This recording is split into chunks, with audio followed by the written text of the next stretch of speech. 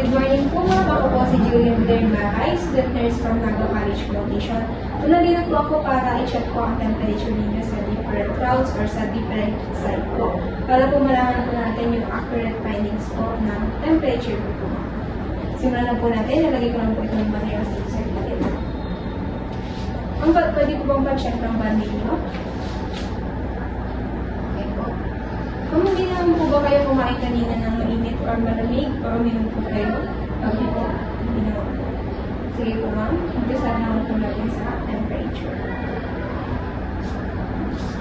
Kailangan nyo po muna punasan ng pinipili mo sa para po dry. Pag nag-insert po tayo ng digital thermometer. Okay po?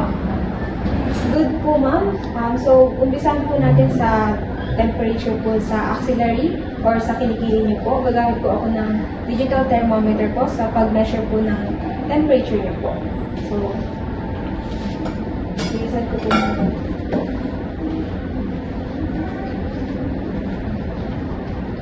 Okay, magtaas po ng braso.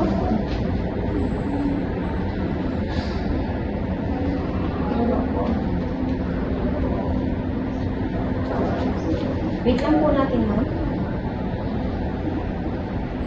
Okay, nag-dip na po siya.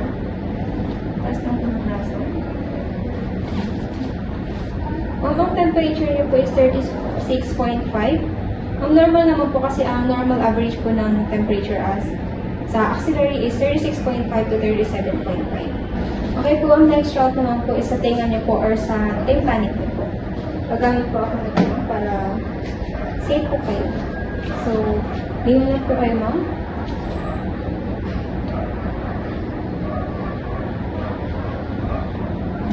Okay po.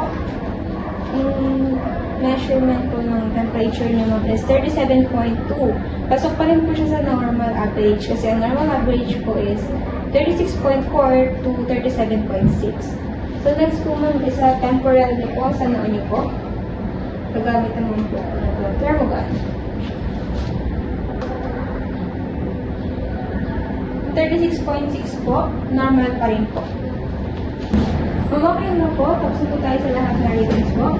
So, normal naman po mang lahat ng findings na sa lahat ng temperature po na ginawa po natin.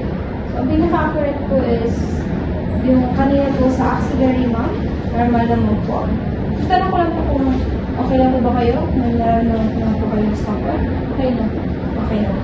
Yun na po, ginawa ko lang po ng temperature nyo sa amin po.